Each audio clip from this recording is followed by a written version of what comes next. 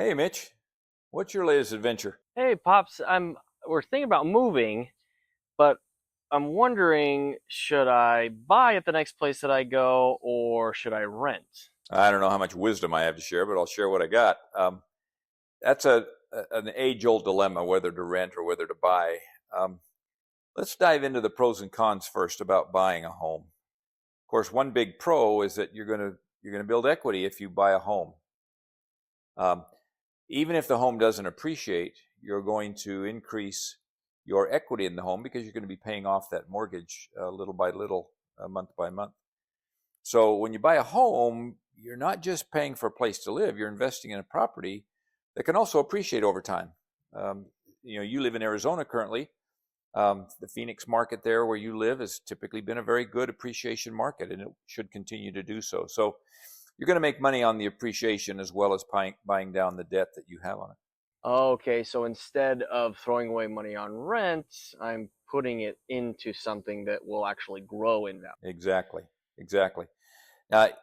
Each mortgage payment has a little bit of principal that you pay down as well as quite a bit of interest initially.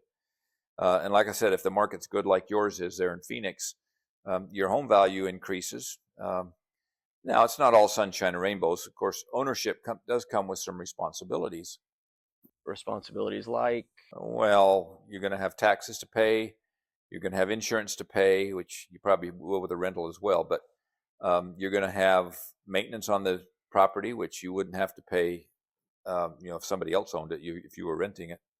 So um, there are a lot of expenses like that that you need to take into account.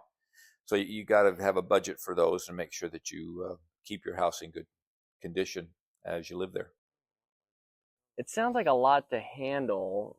How does that work with the financial commitment? Well, that's part of what I was alluding to. You've got to have enough money to pay a down payment and to make the monthly payments. Because if you don't make the monthly payments, they're going to come take your house, and then you're going to be out on the street. Not only out on the street, but you'll have a hard time renting because you have shown that you can't keep up with monthly payments on a house. And if you can't do that, typically you can't keep up on rent either. So you do need to keep up those financial commitments. You need to pay the taxes. You need to pay the insurance. You need to pay the maintenance on it. You need to pay all of those things so that someday, when you decide to get out of that house and move up to a bigger house or whatever the case may be, it actually is something that's worth what the market says it should be worth. That certainly is a lot to think about, but it does sound like buying has some advantages over renting if you're prepared for the responsibilities. It does have some big advantages, and our tax laws are such that they encourage home ownership because there are tax advantages to owning your home as well. So certainly, you hear about the American dream, and home ownership is one of those American dreams that we as Americans think we need to do.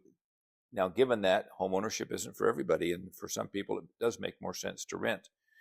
Um, but when you own a home, you got to be ready for the long haul. You got to be ready to maintain this house and maintain your payments and such for the long term because those bills are going to come due every month, and keeping it up is important.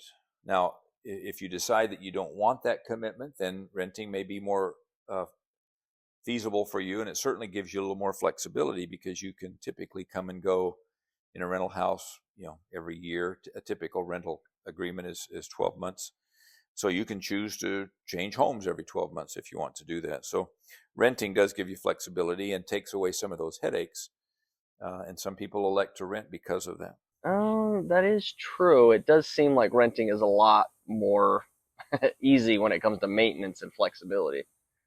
Yeah, and especially early in life, renting sometimes makes more sense than it does later in life because you are more mobile.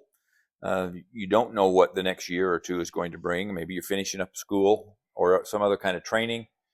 Um, and so you need to have a little bit of flexibility that you might not need to have later in life. So renting can make sense. But if you want to have your own home someday, even while you rent, it's a good idea to start putting away some savings. We've talked about the importance of savings before.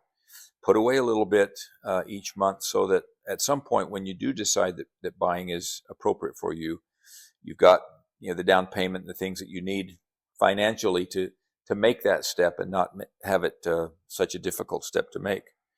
So it really does depend on your situation and the goals that you have, and where you are at the specific time that this decision comes up, which you're thinking about right now.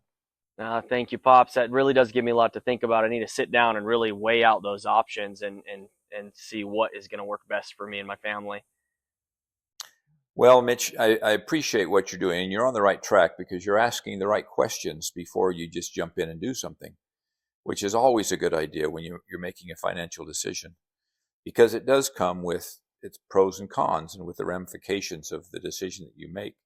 So you need to be willing and able to think those things through and talk it over with your spouse, and make sure that you're on the same page, that you've looked at both sides of the equation before you just jump in, because home ownership or not renting is always a big decision and comes with a long commitment and some real financial issues involved with it. So keep doing what you're doing. Just remember that I'm here if you want some more advice, and if you need to bounce some ideas off of me, feel free to give me a call again. Hey, appreciate it, Pops. Thanks for the wisdom. We'll talk to you soon. You bet, Mitch, anytime. I'll talk to you again. Bye-bye.